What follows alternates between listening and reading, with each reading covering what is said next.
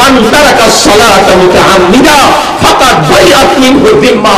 তোর এত বড় কলিজা কিভাবে, তোর কলিজা এত পাষাণ কিভাবে, তুই এত বড় পাষাণ্ড কিভাবে হতে পারিস? জানিস এক ওয়াক্তে নামাজ যদি তুই ছেড়ে দিস, ইচ্ছা করে, অবহেলা করে, গাফলতি করে, পর্ব করে, সাধারণ ব্যস্ততা দেখিয়ে তুই এক ওয়াক্ত নামাজ যদি, ফরজ নামাজ যদি ছেড়ে দিস, তাহলে কি হবে তুই জানিস? তাহলে হবেটা কি? ফাকাদ বাইআত মিনহু যিম্মা, তোমার উপর থেকে আল্লাহর জিম্মাদারি উঠে যাবে। তোমার উপর থেকে আল্লাহর জিম্মাদারি উঠে যাবে। ও ভাই, কলিজা কত পাষাণ্ড হলে আল্লাহর জিম্মাদারি উঠে যাবে নামাজ ছাড়লে। এই কথা দুনিয়ার কোন মোল্লা মৌলবীর মুখের ওয়াজ নয়, এই কথা তো রাসূলুল্লাহ সাল্লাল্লাহু আলাইহি ওয়াসাল্লামের পবিত্র রাব্বিল আলামিন। والصلاة والسلام على سيد الأنبياء والمرسلين وعلى آله وأصحابه أجمعين وأشهد أن لا إله إلا الله وحده لا شريك له وأشهد أن محمدا عبده ورسوله أما بعد فأعوذ بالله من الشيطان الرجيم بسم الله الرحمن الرحيم فاذكروني أذكركم واشكروا لي ولا تكفرون صدق الله العظيم وقال رسول الله صلى الله عليه وسلم كلمتان حبيبتان إلى الرحمن خفيفتان على اللسان ثقيلتان في الميزان سبحان الله وبحمده سبحان الله العظيم اللهم صل على محمد النبي الأمي وعلى آله وسلم تسليما اللهم صل على محمد النبي الأمي وعلى آله وسلم تسليما محترم حاضرين, আপনারা দীর্ঘ সময় বয়ান শুনতেছিলেন, আরো বয়ান শুনবেন। আপনাদের বিবেকের কাছে এই দিয়ে দিলাম, আপনাদের বিবেকের কাছেই ছেড়ে দিলাম। রাসূলও বলেছেন ইস্তাফতি কলবাক, তুমি তোমার কলবকে জিজ্ঞেস করো, তুমি তোমার দিলটাকে জিজ্ঞেস করো। আপনি আপনার দিলটাকে, আপনার কলবটাকে জিজ্ঞাসা করেন যে 1 কোটি ওয়াজের সওয়াব, আপনারা এখানে ওয়াজে আসছেন, ওয়াজের সওয়াব তো অনেক, ওয়াজে আসা বসা, বয়ান করা, বয়ান শোনা, এর তো সওয়াব অনেক। তবে অনেক হলেও এমন একটা দুইটা ওয়াজ না, বরং এমন 1 কোটি ওয়াজ, 1 কোটি ওয়াজ যদি এক পাল্লায় রাখা হয়, আর 1 ওয়াক্ত নামাজ, এশারের নামাজটা, আজকের এশারের নামাজটা যদি আরেক পাল্লায় রাখা হয়, আর আজকে যে ওয়াজ চলতেছে এমন ওয়াজ 1 কোটি আরেকটা পাল্লায় রাখা হয়, আল্লাহর কাছে আপনার এশারের নামাজের পাল্লাটা ভারী হবে। আপনি এশারের নামাজটা পড়লেন না, আপনাকে 1 লক্ষ বছর হায়াত দেওয়া হলো, আর আপনি 1 লক্ষ বছর আপনি ওয়াজ শুনে বেড়াইলেন, ঘুরলেন, এতে আপনার যে সওয়াব হবে, এই সওয়াবটা দিয়ে 1 ওয়াক্ত এশারের নামাজ ছেড়ে দেওয়ার ক্ষতিটা পূরণ করে না। আপনি চিন্তা করলেন যে নামাজটা না পড়ে ওয়াজ করাইলেন, টাকা তুললেন, চান্দা করলেন, প্যান্ডেল টানাইলেন, বক্তাকে রিসিভ করলেন, বক্তাকে বসাইলেন, চা খাওয়াইলেন, মাহফিলে নিয়ে আসলেন, অথচ এত সব করলেন, কিন্তু আপনি ইশারার নামাজটা পড়লেন না।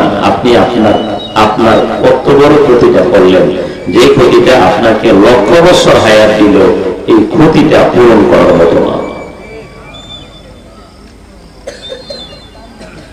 আচ্ছা, পক্ষান্তরে আপনি যদি ইশারার নামাজটা পড়ে থাকেন এবং আল্লাহর তৌফিকে আপনি যদি ইশারার নামাজখানি জামাতের সাথে আদায় করে থাকেন, জামাতের সাথে ইশারার নামাজ আবার কেমনে পড়ে?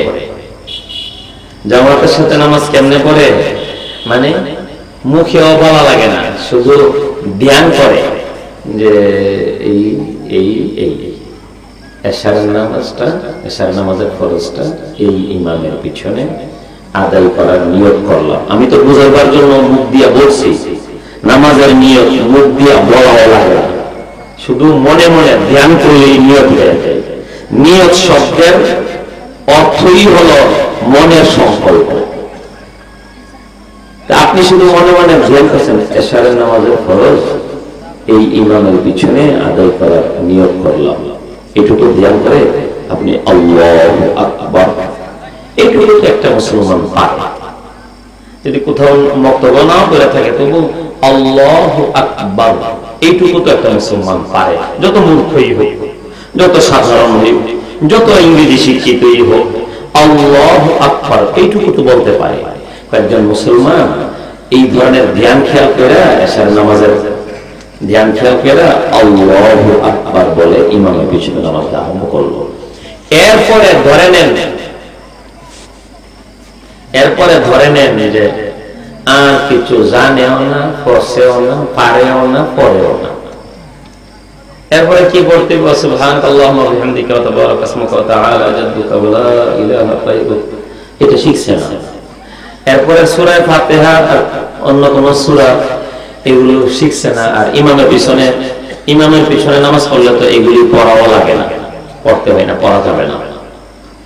তাহলে এরপরে সুবহান রাব্বিয়াল আযীম, সুবহান রাব্বিয়াল আ'লা এগুলি ভালো করে পারে না, তো তার কাছে কঠিন লাগে, শিখে নাই, পারে নাই। ওই শুধু আল্লাহু আকবার বলছিল, বলে শুধু ইমামের পিছনে উদ্বস করছে, শুধু উদ্বস করছে। আর কত সহজ হইতো, ইমাম রুকু গেছে, বেটা বেটা দিকে রুকু গেছে, ইমাম সাজদা থেকে উঠছে, সেও সাজদা থেকে উঠছে, এবার ইমাম ডানে বামে সালাম করেছে, এবার গাটটা একটু ঘুরেছে, ডানে বামে ঘুরেছে, কিন্তু আল্লাহু আকবার বলছিল, এটা ফরজ, এটা বলছে। রাসূল বলেন, মান সাল্লাল ইশা ফি জামাআহ ফাকান্নামা কামা নিসফাল লাইল, যে ব্যক্তি জামাতের সাথে ইমামের পিছনে দাঁড়িয়ে দাঁড়িয়ে ইশারা নামাজটা আদায় করে নিল, সে যেন অর্ধরাত পর্যন্ত দাঁড়িয়ে দাঁড়িয়ে নফল নামাজ পড়ল। আপনি আর কত সওয়াব পাবেন। আপনি আজকে ইশারা নামাজটা পড়লেন না, এবার আপনি চিন্তা করুন কি পরিমাণ সওয়াব আপনার হাত ছাড়া হয়ে গেল। আপনি যদি কোন রকম ইমামের পিছনে গিয়ে জামাতের সাথে নামাজটা পড়ে নিতেন, তাহলে আপনি না, আপনার কথা নাই বলি, আমার কথা বলি, আমাদের কথা বলি, আপনারা তো আমাদেরকে হুজুর বলেন, মৌলানা সাহেব বলেন, ইমাম সাহেব বলেন, খতিব সাহেব বলেন, তাহলে ইমাম তো মৌলানা সব জনসাধারণ থেকে নামাজ কালাম একটু বেশি পড়ে থাকার কথা। আপনাদের কথা নাই বললাম, আমার কথা বললাম। আমার জিন্দেগিতে এশারের নামাজ থেকে আরম্ভ করে একটা মধ্যরাত পর্যন্ত বিশ্রাম ছাড়া, বিনা বিশ্রামে কোন সবে বলা তো কাটায় না যাবে নামাজ পড়ে। তাহলে হাদিস আসছে, আপনি যদি ইশারার নামাজটা জামাতের সাথে পড়ে নেন, তাহলে মাঝরাত পর্যন্ত বিরামহীন ভাবে নামাজ পড়তে থাকলে যে সওয়াব হতো, আল্লাহ আপনাকে সেই সওয়াব দিবেন।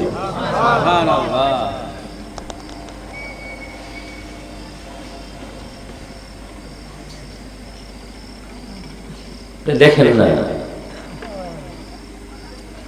এই জন্য আমি বলবো যারা এশার নামাজ পড়েন নাই ফাঁকে ফাঁকে উঠে যান। আপনি এই বয়ানে বসে লাভ নাই তো, আপনি আস্তে আস্তে উঠে যান। এখন উঠতে যদি একান্তই শরম লাগে তাহলে আমি হয়তো 10টা পর্যন্ত বসবো, আমি যখন উঠবো তখন আমার সাথে উঠে গেলেন। এরপর এশার নামাজটা পড়বেন, পড়া যদি আপনার ভালো লাগে তাহলে আসবেন, আর যদি ভালো না লাগে না আসবেন, আপনার গুনাহ হবে না। কিন্তু এশার নামাজে যদি ছেড়ে দেন কি পরিমাণ গুনাহ হবে, কি পরিমাণ লাভ থেকে, কি পরিমাণ ফায়দা থেকে, কি পরিমাণ সওয়াব থেকে আপনি বঞ্চিত হয়ে গেলেন বলেন। মাঝরাত পর্যন্ত দাঁড়িয়ে দাঁড়িয়ে নফল করা সওয়াব থেকে আপনি মাহরুম হয়ে গেলেন, বঞ্চিত হয়ে গেলেন। আপনার ক্ষতিটা কত বড় হইল, আপনি রাসূলুল্লাহর ওসিয়ত ভঙ্গ করেছেন, আল্লাহর রাসূলের ওসিয়ত ভঙ্গ করেছেন। রাসূল আপনাকে আমাকে শুধু ওসিয়ত নেই, ওসিয়তই না, আল্লাহর রাসূল সাল্লাল্লাহু আলাইহি ওয়াসাল্লাম আপনাকে আমাকে সর্বশেষ যে ওসিয়তটা করে গেছেন সেই ওসিয়তটা ছিল 5 ওয়াক্ত নামাজ। বুঝেন, আপনার দাদার ওসিয়তের গুরুত্ব আপনার কাছে কত, আপনার বাবার ওসিয়তের গুরুত্ব আপনার কাছে কত, আপনার কোন মুরব্বী পূর্বপুরুষের করে যাওয়া ওসিয়তের গুরুত্ব আপনার কাছে কত, আপনার বাবা দাদা পরদাদা বড় বাপ তার ওসিয়তের গুরুত্ব যদি হয় এত, তাহলে যার হাতে হাউজে কাউসারের পানি পান করা ছাড়া আপনার তৃষ্ণা নিবারণ হবে না, যার হাতে এক পিয়ালা স্বর্ণের পিয়ালাই এক পিয়ালা পানি পান করলে আপনার 50,000 বছর বাকি থাকলেও জান্নাতে প্রবেশ করার আগ পর্যন্ত আপনার পিপাসা লাগবে না। সেই মহানবীর ওসিয়তটা আপনার কাছে কত গুরুত্বপূর্ণ হওয়ার কথা। আপনি এশার নামাজ না পড়া ওয়াজে আসলেন, ওয়াজে বসলেন, ওয়াজ থেকে উঠে ঘুমিয়ে পড়লেন, এশার নামাজটা পড়লেন না, তাহলে আপনি কেমন কামটা করলেন, স্বয়ং রাসূলুল্লাহ সাল্লাল্লাহু আলাইহি ওয়াসাল্লামের ওসিয়তটা লঙ্ঘন করলেন। ওসিয়ত আপনি ভঙ্গ করলেন, আল্লাহ রাসূল ওসিয়ত করে গেছেন, রাসূলের ওসিয়ত আপনি রক্ষা করলেন না। আপনি আশিকে রাসূল আর আশিকে রাসূল নিয়ে আপনি স্লোগান দেন। রাসূলের ওসিয়ত আপনি কি মনে করছেন? আপনি অনেক দিন যাবত নামাজ পড়েন না, আপনি জেনারেল শিক্ষার আবরণে আচ্ছন্ন হয়ে আছেন, আপনি ঝুঁকাই পড়ছেন, আপনি সম্পদের লোভে, আপনি ক্ষমতার মোহে, আপনি নেতৃত্বের আর প্রভাব আর প্রতিপত্তি আর দাপটের আবরণে আচ্ছন্ন হয়ে আছেন, আপনি মূর্খতায় পেছে গেছেন, আপনি ধ্বংসের দিকে যাচ্ছেন। রাসূলুল্লাহর ওসিয়ত আপনি নষ্ট করেছেন।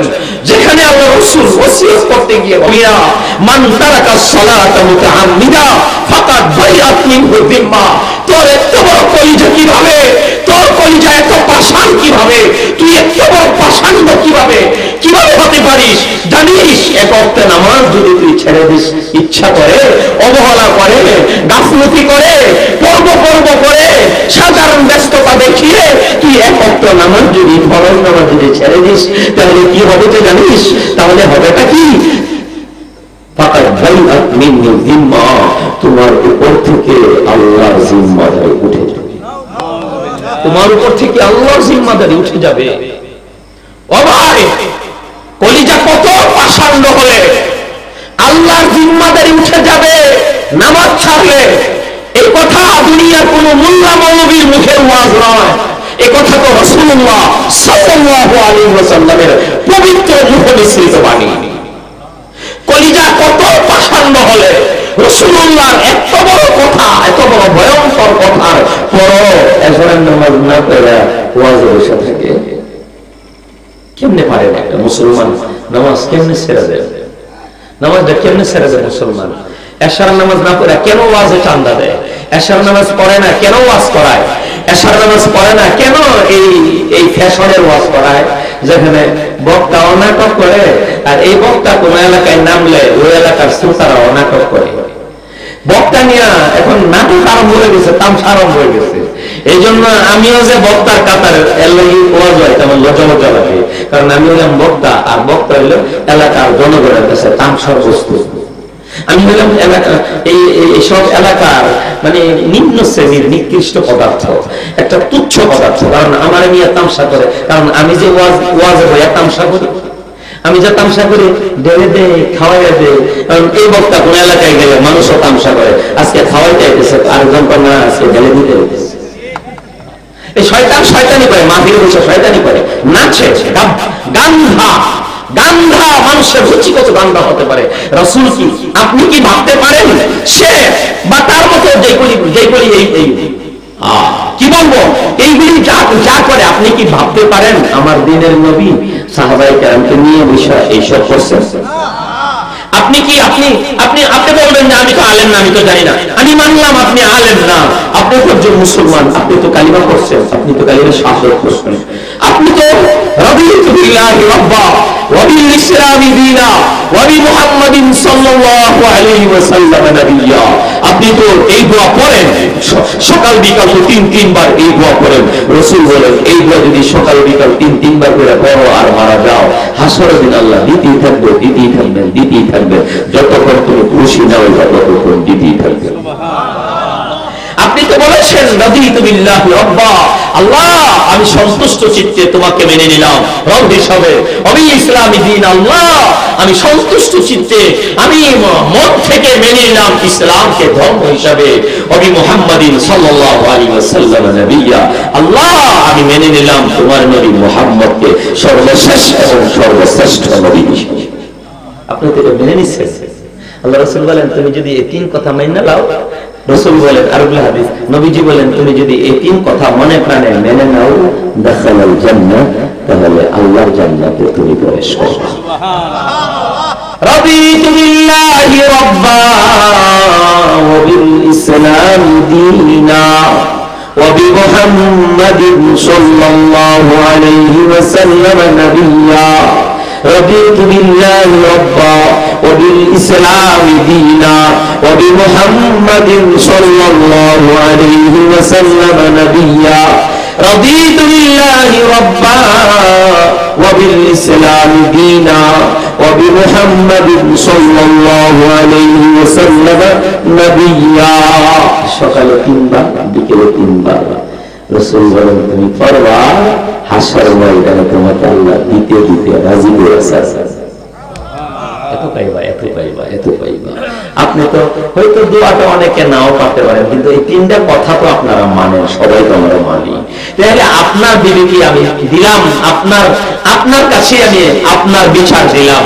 রাসূল বা রাসূলের কোন সাহাবী, কোন সাহাবীদের নিয়ে, সাথীদের নিয়ে কোন দিনের কথা, দিনের আলোচনা, কোরআন সুন্নাহর আলোচনা, হাদিসের আলোচনা করতে গিয়ে এই নাচানাচি, এই তামাশা করছেন, এটা কি কোন মুসলমানের বিবেক কোনদিন সায় দেবে? বলবে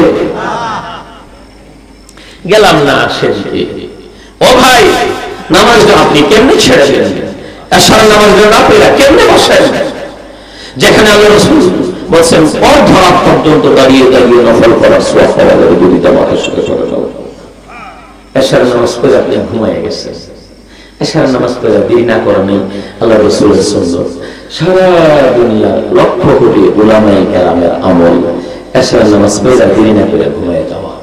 হ্যাঁ, কোন ধর্মীয় মজলিস মাহফিল থাকলে তো ভিন্ন কথা, তাও গভীর রাত পর্যন্ত না করা। এই জন্য আমি আমার ব্যক্তিগত রুটিন বানিয়ে নিয়েছি, 1 ঘন্টার বেশি না, 11টার পরে না। যেই আমার কাছে ওয়াজের দাওয়াত নিয়ে যায় তার সঙ্গে আমি এই শর্ত ছেড়ে দিই যে 1 ঘন্টার বেশি না, আমার ওয়াজ 11টার পরে না। আপনি সুন্নত তো এশার নামাজ পড়ে ঘুমায় যায়। মুফতি আজম মুফতি নুরুল্লাহ রাহমাতুল্লাহির সঙ্গে যদি কোনোদিন আমরা এশার নামাজ পড়ে জাগিরে খাওয়া দাওয়া করে দেখা করতাম, যখন শেষই বাসায় যাই আমরা সজাগ পেয়েছি। আর যেই রাত হইবার পরে সকালবেলা উনি ইন্তেকাল করছেন, ওই রাতের ভোর রাতে উনি সজাগ, বিছানায় শায়িত, অসুস্থতা জনিত কারণে বিছানায় শায়িত তিনি। আমি কথা বলেন, ছেলেকে ডাকেন, কথা বলেন। বিবি এসে একটু রাগের স্বরে বলছেন আপনাকে না ডাক্তার বলছে আপনি ঘুমায় থাকতেন, চুপ থাকতেন এবং ঘুমায় থাকতেন, আপনি সজাগ ঘুমান না কেন?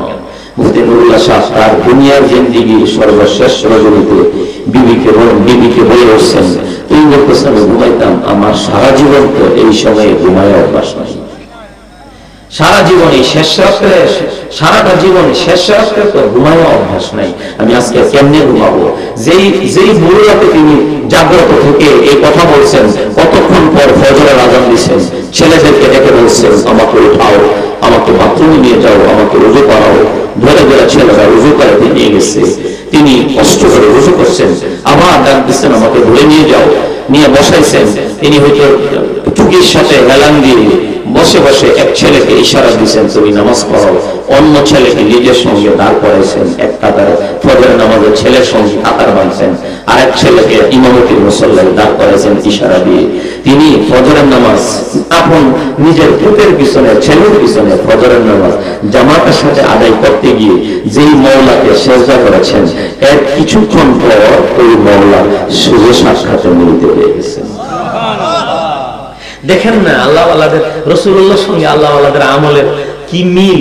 আল্লাহ রাসূল ইন্তেকালের সময়ে, ইন্তেকালের পূর্ব সময়ে রাসূল বেহুশ হয়ে যেতেন, অজ্ঞান হয়ে যেতেন। জ্ঞান ফিরলে রাসূল অন্য কোনো কথা বলতেন না, জিজ্ঞেস করতেন, সাহাবীদেরকে লক্ষ্য করে জিজ্ঞেস করতেন আযান হইছে, আযান হইছে। হুশ জ্ঞান ফিরলে জিজ্ঞেস করতেন আযান হইছে। সাহাবীরা বলেন না হুজুর আযান তো হইছে না। আল্লাহ রাসূল মাথাটা আবার ফেলে দিয়েছে, ছেড়ে দিয়েছে। আল্লাহ রাসূল খোঁজ খবর নাই। কতক্ষণ পরে আবার মাথা উত্তোলন করে সাহাবীকে জিজ্ঞেস করে আযান হইছে, এটা লিখে এইবারে 3 বার জিজ্ঞেস করছেন। তৃতীয়বারে যখন সাহাবীরা বলছেন আযান হইছে, রাসূল শোয়া থেকে 2টা হাত লম্বা করে ইশারা দিয়ে বলছেন আমাকে উঠাও, আমাকে বসাও। সাহাবীরা মনে করছে ধরে ধরে বসাই, মনে হয় বসে বসেই নামাজটা পড়বেন। আল্লাহ রাসূল বলেন আমাকে উঠায়া মসজিদে দিকে নিয়ে যাও। রাসূল সাল্লাল্লাহু আলাইহি ওয়াসাল্লামের পবিত্র জীবনের অন্তিম মুহূর্তের আমলগুলো হলো, পরিবেশটা হলো এই, চিত্রটা হলো এই। রাসূল সাল্লাল্লাহু আলাইহি ওয়াসাল্লাম সাহাবীরা তো অবাক, এই সময়েও কি ঘরে নামাজ পড়বেন না? সাহাবীদের ভিতর কথাটা যেন এমন এমন এমন অবস্থায়ও এমন দুর্বল, এমন অসুস্থ, তাও কি আপনি বসে বসে ঘরে নামাজ আদায় করবেন না, আপনি মসজিদে যাবেন? সাহাবী হযরত আলী রাদিয়াল্লাহু তাআলা আনহু, হযরত জাবের বা আব্বাস রাদিয়াল্লাহু তাআলা আনহু, ওনাদের দুইজন সাহাবী কাঁধে আল্লাহ রাসূল 2 হাতে জড়ায়া বসেন। সাহাবীরা আলগায়া মসজিদের দিকে রওনা দিয়েছেন। পিছনের দিকে তাকায় দেখে রাসূলুল্লাহ 2 কাঁধে ভর দিয়েছেন, পাও মুবারক, নুরানি মুবারক পা উঠাইতে পারেন নাই। মদিনার জমিনে ওই ঘর থেকে মসজিদ পর্যন্ত জমিনের মধ্যে মুবারক পা শেষরায় নিয়েছেন। এই জন্য পিছনের দিকে তাকায় দেখে পা শেষরানির দাগ পড়ে গেছে জমিনের মধ্যে। তাও তো নবী বলেন নাই আমার শরীরটা কি ভালো লাগতেছে না, আমার এখানে বসাই দাও, মাঝখান ইয়ানি পড়ে নাই। আল্লাহ রাসূল কাঁধে ভর করে করে মসজিদে গেছেন, গিয়ে আবু বকরকে ইশারা দিয়েছেন আবু বকর নামাজখানি পড়াও। রাসূলুল্লাহ তার শেষ জিন্দেগিতেও হযরত সিদ্দিক আকবরের পিছনে জামাতের সাথে নামাজ আদায় করেছেন। চিন্তা করছেন জামাতের সাথে নামাজ পড়ার গুরুত্ব আল্লাহ রাসূল কিভাবে দেখায় গেছেন।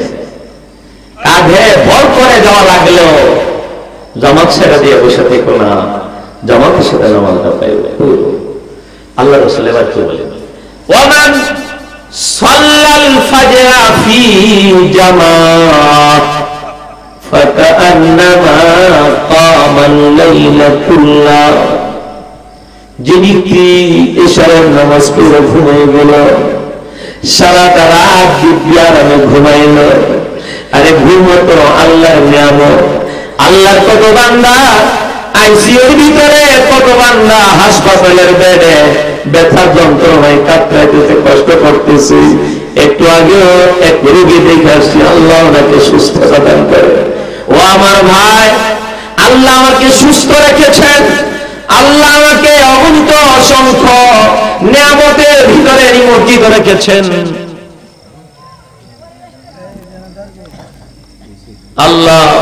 আল্লাহ বেশুমার নিয়ামত আমাকে দান করেছেন। আমি সার্বক্ষণিক ভাবে আল্লাহর কল্পনাতীত নিয়ামতের ভিতরে, শুধু বর্ণনাতীত না, আল্লাহর এত এত নিয়ামত আমি ভোগ করতেছি, বর্ণনা করে শেষ করতে পারবো তো দূরের কথা, আল্লাহর নিয়ামতগুলো কল্পনা করে শেষ করা যাবে না। আল্লাহর কল্পনাতীত নিয়ামতের ভিতরে আমি নিমজ্জিত। আমার হার্ট, কিডনি, লিভার, লাংস আল্লাহ ভালো রেখেছেন। আমার অঙ্গ প্রত্যঙ্গ আল্লাহ সুস্থ রেখেছেন। আমার সারাটা শরীর ভালো, আমার সবগুলো জুড়া ভালো, আমার হাড়গুলো ভালো, আমার তামাম বদন সুস্থ। শুধু একটা আঙ্গুলের, একটা মুখের একটা কোণা যদি এগুলো লেখা। বান্দার হকের গুরুত্বটাও কম না। আল্লাহ রাসূল সাল্লাল্লাহু আলাইহি ওয়াসাল্লাম ইন্তেকালের সময় যেমন উম্মতকে নামাজের ব্যাপারে সতর্ক করছে, এবং বান্দার হকের বিষয়টা আল্লাহ রাসূল নিজের আমল দিয়ে বুঝায় গেছেন, সাহাবীরা ডাকছেন। আল্লাহ রাসূল যখন বেশি অসুস্থ হয়ে গেছেন তখন সাহাবীদেরকে ডাকছেন। সাহাবীরা কি কইয়া রাখছে? সাহাবীরা সবাই যখন অনেক বড় বড় সাহাবীরা যখন জমা হয়েছে, বলছেন আমার তো শরীরটা ভালো না, তোমাদের কার কি পাওনা দেওয়া আছে? আমার জানা মতো তো কেউ কোনো পাওনা নাই, কিন্তু আমার অজানা সত্ত্বে তো কোনো পাওনা দেওয়া থাকতে পারে। তোমাদের কোনো পাওনা দেওয়া থাকলে আমার থেকে নিয়ে যাও। কই রাসূল না বলে আলেমুল গায়েব, কই পাওনা দেওয়া কারা কি তা বলতে পারে না। সাহাবীরা রাখছে আমার কাছে কেউ কোনো পাওনা দেওয়া থাকলে আমার কাছ থেকে নিয়ে যাও। সাহাবীরা তো চুপ হয়ে গেছে, কেউ কিছু করে না। এর মধ্যে একজন সাহাবী বলল আমার একটা পাওনা আছে, নিয়ে যাও। নিয়ে যাও, তুমি কি পাওনা? সাহাবী তো হুজুর আপনি একবার আপনার উট চালাইতেছিলেন বা ঘোড়া চালাইতেছিলেন, সেই ঘোড়ার গায়ে ঘোড়াটাকে দ্রুত চালাইবার জন্য আপনি হালকা বাড়ি দিছিলেন, সেই বাড়িটা ঘোড়ার উপর বা উটের উপর না পেরা আমার গায়ে লাগিয়ে দিছিল। সুতরাং এটা তো আপনার বেতের আঘাত আমার গায়ে লাগছে, এটা তো বান্দার হক। আমি এই বেতের আঘাতটা, বেতের বাড়িটা আমি আপনার কাছে পাওনা আসছি। কোন সময় বলছে? রাসূলের ইন্তেকালের আগে, অল্প সময় আগে বলছেন। আল্লাহ রাসূল নিজে পিঠ পেতে দিছে, বেত হাতে দিয়ে দিছে, তুমি সমপরিমাণ বেতের আঘাত করে আমার থেকে বদলা নিয়ে নাও। তবু আমাকে হাসরের দিন আটকায়ও না। বান্দার হক হাসরের দিনও আল্লাহ মাফ করবেন না যদি বান্দা তাকে মাফ না করে। আল্লাহ রাসূল সাল্লাল্লাহু আলাইহি ওয়াসাল্লাম পিঠ পেতে দিয়েছেন। সাহাবীনা আসতে করে কয়, হুজুর আমার গায়ে যখন আপনার বেতের আঘাত লেগেছিল তখন আমার গায়ে কোনো জামা ছিল না, আমার খালি গায়ে আপনার বেতের আঘাত লাগছিল। সুতরাং আমিও এটার প্রতিশোধ নিতে হলে তো আপনার গা খালি করে দিতে হবে, শরীর খালি করে দিতে হবে, যাতে খালি গায়ে প্রতিশোধ নেওয়া যায়। আল্লাহ রাসূল সাল্লাল্লাহু আলাইহি ওয়াসাল্লাম নিজের জামা উদাম করে দিয়েছেন, শরীর উদাম করে দিয়েছেন, জামা আলগি দিয়া খালি পিঠ পেতে দিয়ে বলছেন, নাও তোমার বেতের আঘাত দিয়ে আমার থেকে প্রতিশোধ নিয়ে নাও। এমনি সাহাবী দেখে রাসূলুল্লাহ সাল্লাল্লাহু আলাইহি ওয়াসাল্লামের পিঠ মুবারকে রাসূল যে শেষ নবী, খতমে নবুয়তের আল্লাহর কুদরতি শীল চামড়ার মধ্যে, গোশতের মধ্যে খতমে নবুয়তের শিলমোহর ঝলমল করতে আছে। এটা দেখে সাহাবী জড়ায়া ধেরা ওই খতমে নবুয়তের নুরানি শিলের মধ্যে চুমু খায়া রাসূলকে বলেন, হুজুর আমার প্রতিশোধ নেওয়া উদ্দেশ্য ছিল না, আমার উদ্দেশ্য ছিল আপনার খালি গায়ে ওই রাসূল আল্লাহ তাআলার কুদরতি শিলমোহরটা দেখা এবং তাতে একটা চুমু খাওয়া। এই জন্য আমি একটা ফন্দি করেছিলাম। এই জন্য বান্দার হক বান্দা যদি মাফ না করে তাহলে আল্লাহ মাফ করবেন না। বান্দার হক অনেক কঠিন। কোন দোকানে চা খেয়ে থাকি আর চায়ের টাকা দেওয়া হয় নাই, এটা হয়ে গেছে, এটা প্রতিশোধ হবে, একদিন বদলা নেওয়া হবে। সেদিন আপনার সমস্ত সওয়াব দিয়াও পাওনাদারের পাওনা দিয়া না পাওনা শেষ হবে না। ফলে ওই পাওনাদারের গুনার বোঝা আপনার কাঁধে দিয়ে দেওয়া হবে, আর আপনার নেকিগুলি সবগুলি তাকে দিয়ে দেওয়া হবে। আপনি নিজের গুনাহ আর পাওনাদারের, দুনিয়ার পাওনাদারের গুনাহ, দুই গুনাহের বোঝা মাথায় নিয়ে আপনি জাহান্নামের লাকড়ি হবে। সাহাবীদেরকে আল্লাহর নবী জিজ্ঞাসা করেন, সাহাবীরা বলো তো দেখি গরীব কে? সাহাবীরা বলেন, ইয়া রাসূলুল্লাহ হাত নাই পা নাই সে তো গরীব, টাকা নাই পয়সা নাই সে তো গরীব, কামাই রোজগার করতে পারে না সেই তো গরীব।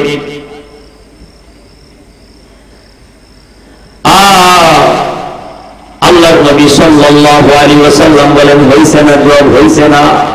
গরীব হইল ওই হাজী, হজ করছে ঠিক হয়, ওই নামাজি নামাজ পড়ছে ঠিক হয়, আর ওই মুজাহিদ জিহাদ করছে ঠিক হয়, নামাজের সওয়াব, হজের সওয়াব, যাকাতের সওয়াব নিয়ে আল্লাহর দরবারে হাজির হয়েছে।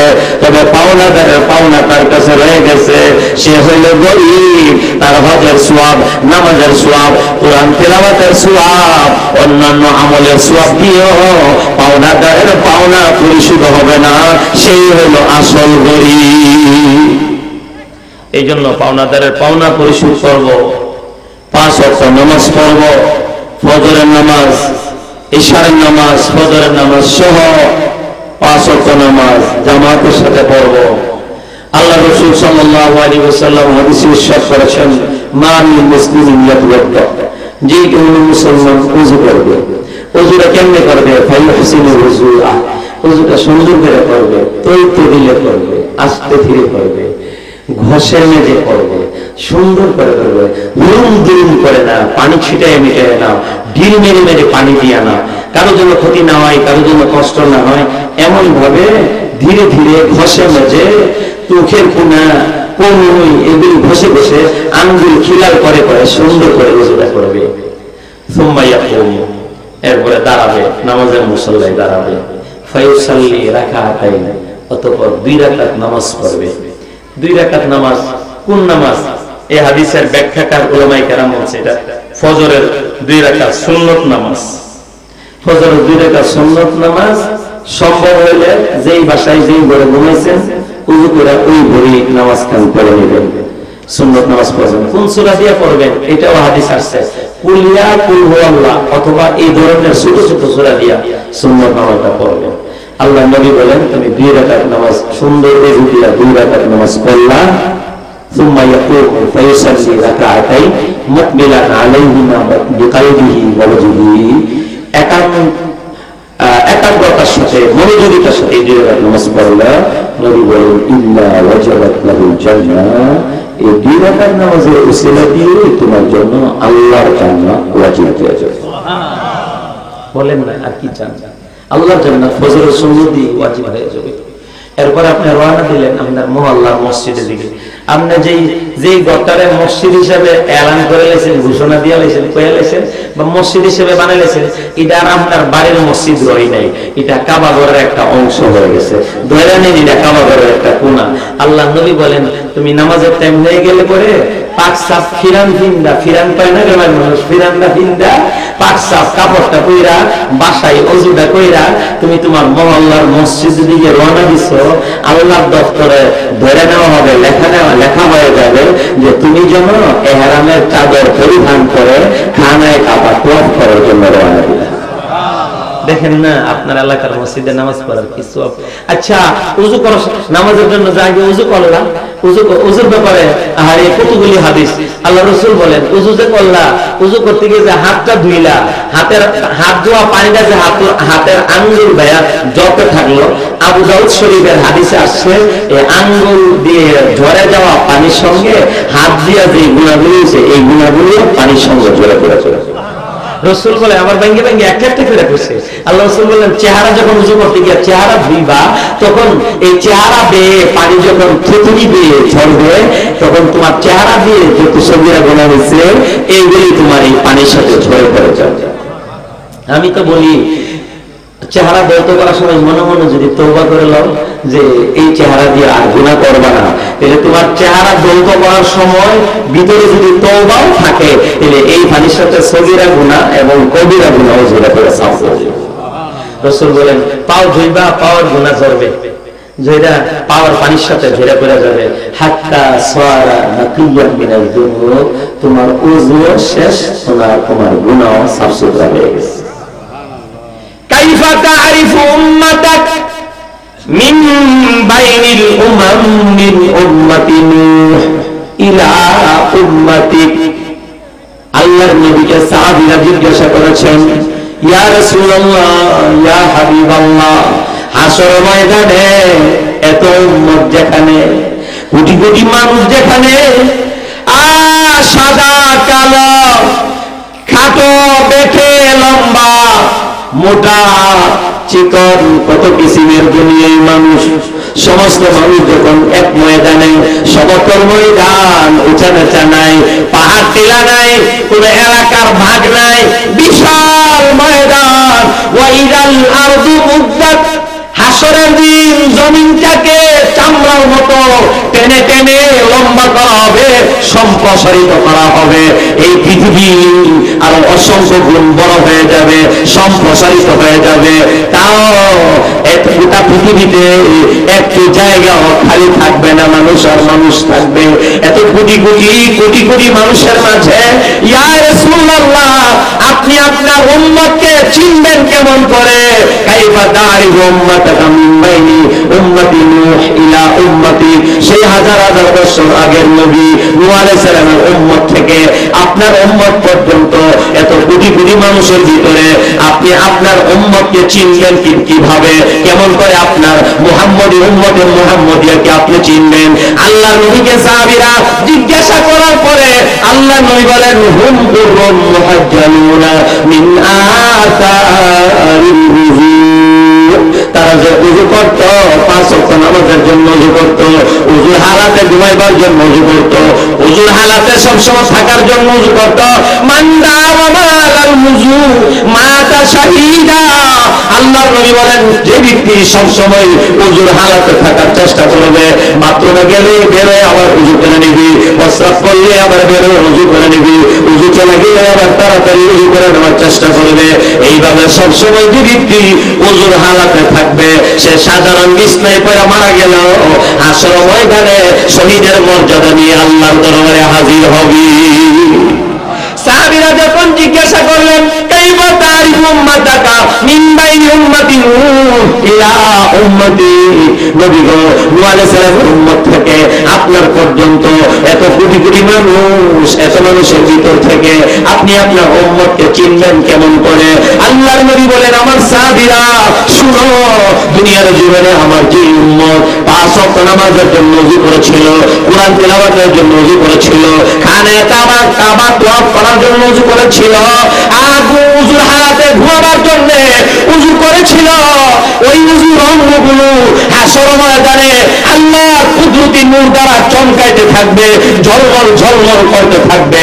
এতে আমি চিনি গো, এই ঝলমলওয়ালা চেহারা, ঝলমলওয়ালা হাতওয়ালা, এই ঝলমলওয়ালা পা, এই ঝলমলওয়ালা চেহারা, এই চেহারার মালিকগুলি হলো আমার প্রিয় উম্মত। আচ্ছা, ওযুর কথা যখন কইছি, ওযুর আর একটা সুন্নাত কই, এই বয়ানটা শেষ করি না। আমার 10টার সময় টাইম ছিল, 10:30 হয়ে গেছে। ওযুর কথা যখন বলছি, ওযুর একবারে মেসওয়াক। আপনার ঘরে কয়জন ছেলে মেয়ে, আপনার ঘরে কয়টা মেসওয়াক আছে? আপনার ঘরে বউ বাচ্চা সহ, আপনার বিবি সহ, আপনার হুতের বউ সহ, আপনার হুত, আপনার নাতি, ঘরে আছে 10 জন, মেসওয়াক আছে কয়টা? কয়দিন ধরে মেসওয়াক করে? আপনি কি খবর দিচ্ছেন? আমি কি খবর নিছি? আমি কি মেসওয়াক কিনা দিছি? আমি কি দাঁড়ায় কইছি, আব্বু এখন ঘুম থেকে উঠছো, যাও বাথরুম সাইডে এসে মেসওয়াকটা করো, লো হাতে লো, মেসওয়াকটা তুলে দিছি। আমি তো ঘুম থেকে ডাইকা টাইম না ওঠাইয়া, হাত মুখ ধোয়া, ওই ইংরেজের ফ্যাশন ডিজাইন টাই ফরাইয়া, কান্দে একটা ব্যাগ ঝুলাইয়া, মক্তব করে কবর দিয়া, আমি তো ইংরেজের কিন্ডারগার্টেনে পাঠাইয়া দিছি, যাতে মক্তব মারি করে। আমার বাচ্চাকে তো ঘুম থেকে উঠাইয়া সেই সুন্নত লিখা, আম্মু বাথরুমে যে ঢুকবা, কোন পায়ে না ঢুকতে হয়, তোমার না কোন পায়ে ঢুকতে কইছিলাম, সেই সুন্নত কি আমি শিখেছি? সে আম্মু বাথরুম থেকে যে বের হইবা, তুমি না কোন পায়ে বের হইবা, কি দোয়াটা না করবা, বের হয়ে না কি করবা, মিসওয়াকটা নিবা। আমি সোয়াসে কি লিয়া তার সাথে রয়েছি, খারে রয়েছি টেস্ট আর ব্রাশ নিয়া, আর খারে রয়েছি তার প্যান্ট আর ঠাই নিয়া, খারে রয়েছি ওই বই নিয়া, যেই বইয়ে কুত্তার ইংরেজি কি, শুয়োরের ইংরেজি কি, বিড়ালের ইংরেজি কি, আমরা সেই কিতাব, সেই বই পড়ে বললে কিতাব, ওই বই নিয়ে আর ব্যাগ নিয়ে বসে হয়েছি। আচ্ছা, ওইদিকে আর গেলাম না, আমার স্বাস্থ্য নাই, সময়ও নাই। আল্লাহ রাসূলের একটা হাদিস শোনাই মেসওয়াক নিয়ে, সহিহ হাদিস, তিরমিজির হাদিস, আবু দাউদ শরীফের হাদিস, বুখারীর হাদিস।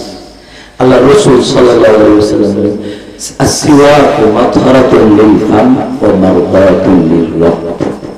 ব্যাখ্যাকার উলামায়ে কেরাম এই হাদিসের ব্যাখ্যায় বলেছেন, মেসওয়াকের মধ্যে 80টার চেয়ে বেশি উপকারিতা আছে। এর মধ্যে সবচেয়ে নিচে নিম্ন যে লাভটা, এটাই আমরা সবচেয়ে ঊর্ধ্বের লাভ, বড় লাভ মনে করি। এটা হলো রাসূলের বাণীতে সবচেয়ে নিম্ন মানের লাভ হলো এটা যে মিসওয়াক করলে দাঁত মুখ পরিষ্কার হয়, মুখ সাফ থাকে, দাঁত ঝলমল থাকে। এটা হলো মিসওয়াক করার সর্বনিম্ন ফায়দা। আর আমরা মনে করি এটাই হলো সবচেয়ে বড় ফায়দা। আর রাসূলের ভাষায় রাসূল বলেন মিসওয়াকের আমলটা সবচেয়ে বড় ফায়দা হলো তুমি যেদিন মৃত্যুর বিছানায় শুয়ে যাইবা, তোমার ছেলে এসে ডাকবে, আব্বা আমার সঙ্গে শেষ কথাটা প্রয়োজন না, আমি তো তোমার অসুস্থতার কথা শুনে বিদেশ থেকে এসে বসছি। তখন তোমার ছেলেকে তুমি চিনবা না, তোমার নাতিকে তুমি চিনবা না, চোখ মেলা থাকবে, কান আগের মতোই থাকবে, তুমি হয়তো ডাক শুনবা না। তোমার অর্ধাঙ্গিনী, জীবন সঙ্গিনী 40, 50, 60 বছর যে বিবির সঙ্গে তোমার জীবন কাটাইছো, সেই বিবিকে হয়তো তুমি এই সঙ্গে চিনবা না।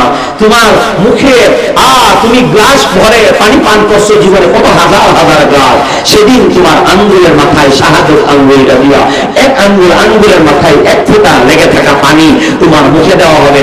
সেই 1 ফোঁটা পানিও হয়তো তোমার গলার নিচে যেতে চাইবে না, তোমার বান লেগে যাবে, কষ্ট হয়ে যাবে।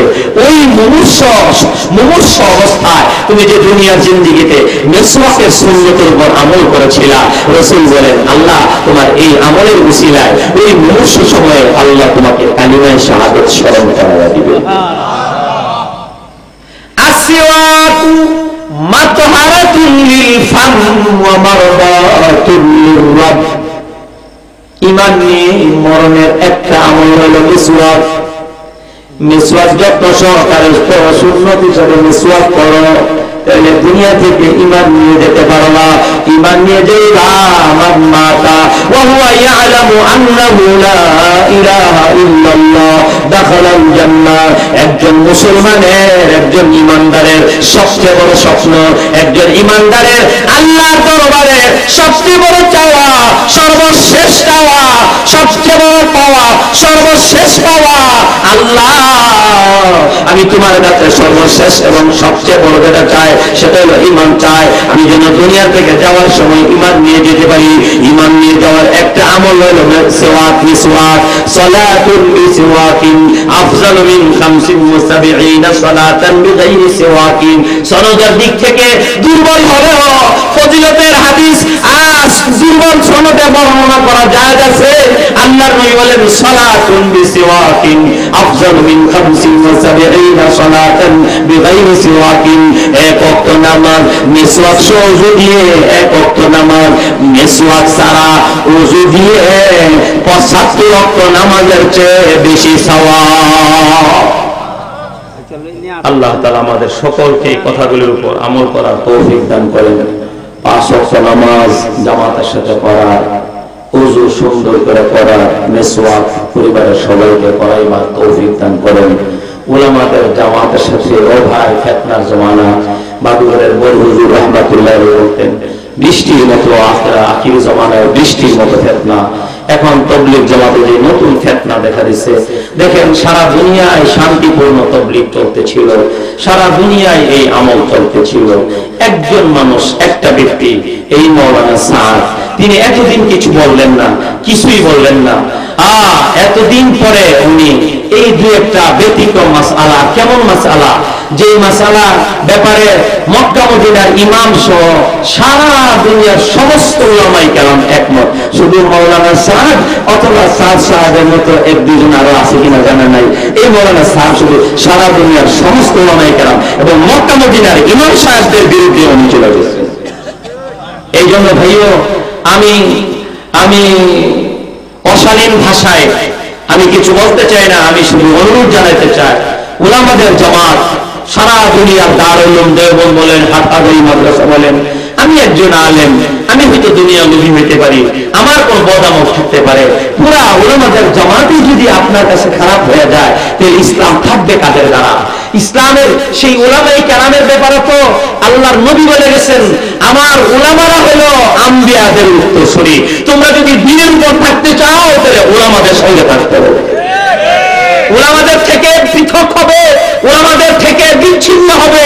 তাহলে উলামাদের থেকে বিচ্ছিন্ন না, আল্লাহর ধর্ম থেকে, দ্বীন থেকে তোমাদের বিচ্ছিন্নতা হতে যাবে। কেমন কেমন করে এত বড় স্পর্ধা উলামায়ে কেরামের বিরুদ্ধে বলো। বাংলাদেশের এক উজ্জ্বল নক্ষত্র মাওলানা আব্দুল মালিক দামাত বারাকাতুহু আপনারা চিনবেন না, যারা জনসাধারণ ইংরেজি শিক্ষিত আপনারা চিনবেন না। উনি আমাদের মতো এরকম লোকাল মাহফিলে কম আসেন। উনি এক মাদ্রাসা নিয়ে বসছেন ঢাকায়।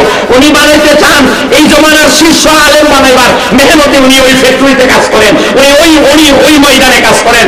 মাওলানা আবু তাহের মিসবাহ অনেক বড় আল্লাহওয়ালা বড় আলেম। মাওলানা আল্লামা আব্দুল মালিক অনেক বড় আলেম। তিনি সাধারণত মাদ্রাসার গণ্ডি থেকে বেরোন না, কারণ তিনি দেশের পৃথিবীর সেরা আলেম বানাইবার পিছনে মেহনত করতেছেন, একটা মিশন নিয়ে নামছেন। সেই আল্লামা আব্দুল মালিক পর্যন্ত ঢাকার মিরপুরের লক্ষ জনতা হাজার হাজার আলেমের সমাবেশে উনি মাদ্রাসা থেকে বের হইয়া আলেমের সমাবেশে আইসা পুরস্কার বলে দিয়েছেন সারা বাংলাদেশের হাদিসের জগতে উনাকে বলতে হবে 1 নম্বর লেভেলের উনি আলেম। সেই আব্দুল মালিক সাহেব পরিষ্কার জনগণকে হুঁশিয়ার করেছেন, মাওলানা সাদ সাহেবের অনুসরণ করা যাবে না, মাওলানা সাদ সাহেবের অনুসরণ করা উচিত হবে না, সমুচিত হবে না। আমরা মাওলানা সাদ সাহেবের সঙ্গে নাই, সারা দুনিয়ার উলামাদের সাথে আছি, দারুল দেওবন্দের সাথে আছি, হাটহাজারীর সাথে আছি, আমাদের ব্রাহ্মণবাড়িয়া জামিয়া ইউনুসিয়া উসিলায় আজকে আমরা কাদিয়ানীদের থেকে মুক্তি পেয়েছি, সঠিক ইসলাম পেয়েছি। আমরা জামিয়া ইউনুসিয়া উলামাদের সাথে আছি, ঠিক না বেঠিক? আল্লাহ আমাদেরকে তৌফিক দান করুন।